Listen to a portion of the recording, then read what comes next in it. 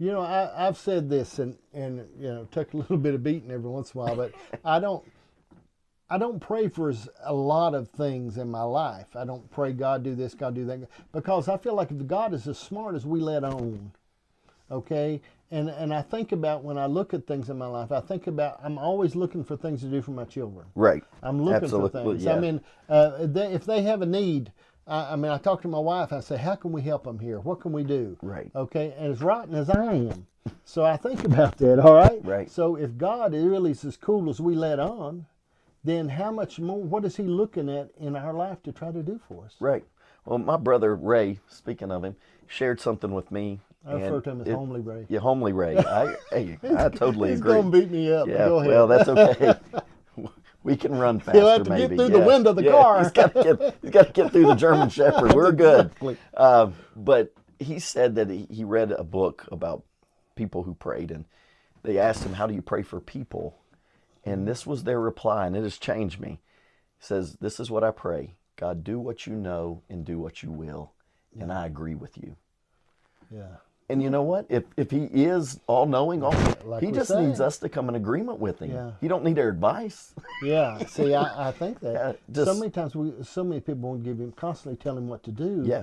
And I'm thinking, man, I'm glad He didn't do everything I told Him to do. Yeah. So I just, and that's my prayer every morning now over my family, over Yeah.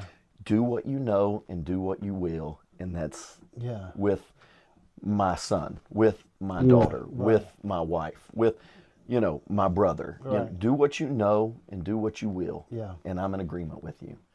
And That's a hard thing because our mind is so hard to figure because we can't think like God thinks. Right. We don't have that kind of CPU. Okay. We can't really Right. process it.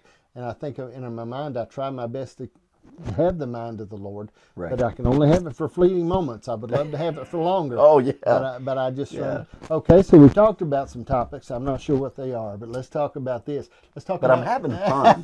All right. Just Well, let we you know. will. I'm having fun. I've got no Yeah. money, no job. I try to have fun. I just try. That's why I told my wife we travel a lot, and I said I don't got no job, don't got no money. I will else be sleeping in a Walmart parking lot. That's right. What the heck? Well, let's come to the shed and So, record something. so all right. So let's talk about forgiveness. Okay. Okay, I think forgiveness is important.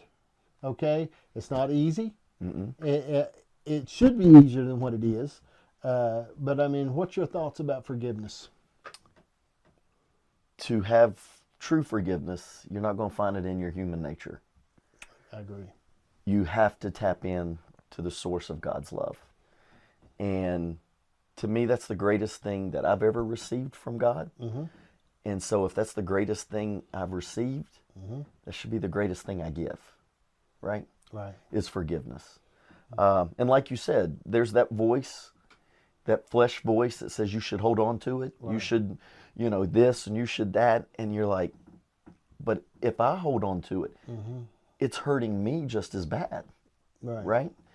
But I will say, out of forgiveness, there's one person that's the hardest to forgive, and that's yourself. Yes, absolutely. Because you know you so well, and the devil said, he'll talk that mess that you're not worthy of it. Right. You're worthy to give it, but you're not worthy of yourself. Right. And probably one of my biggest faults was not forgiving myself that when my father passed away, I never said I love you. Right.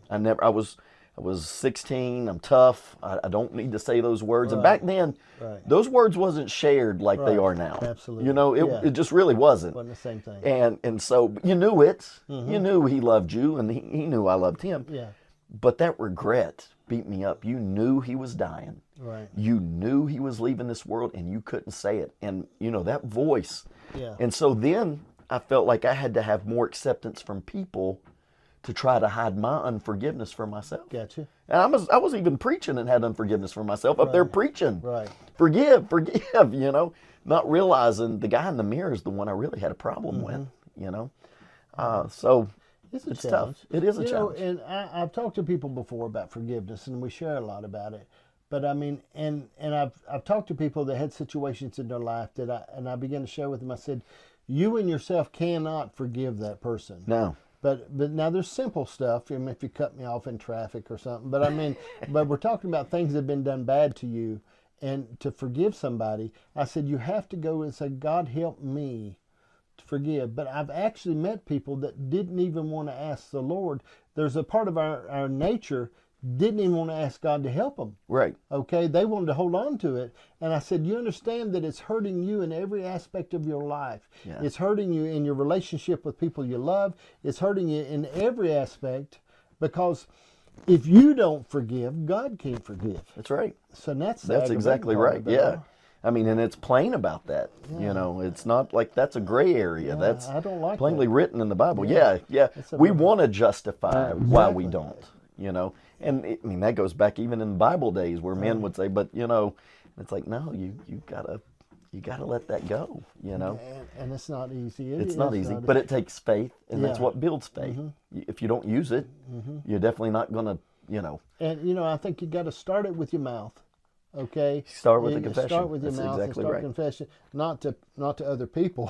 I don't want to do Right. that. I ain't confessing to nobody, man. I mean, that's Right. one thing I've learned preaching is I ain't confessing from the pulpit. Okay, I ain't doing it. I may go in the closet and whisper it, but I am not going to do Not it. doing it from with a the- microphone. No, sir. No. Especially because people will Yeah. hear it later, because everything I do is recorded in my whole life. Right. And then somebody will play it back and say, "Let me see what he said." Let me see. I don't want that. Yeah. Okay. But I mean, when I think about forgiveness, and I think about those things, and I think about in my life how important it is to forgive, because it releases this part of us that we can really begin to enjoy our life better, and we can be better husbands, better sons, better friends, Right. if we walk in that forgiveness. You know, I had a buddy of mine one time. He's passed away now, but he told me one time, he said, I was talking about 2 or 3 friends of mine had repented. Yeah. And he said, there ain't no way. He said, there ain't no way they're going to make it. And I said, man, they told me that they had repented. Right. And asked God into the, hey, I don't care. He said, I said, you know, they told me, well, I don't care. There's no way they're going to make it. Like I said, he said, your problem is you think everybody's all right. He said, that's your.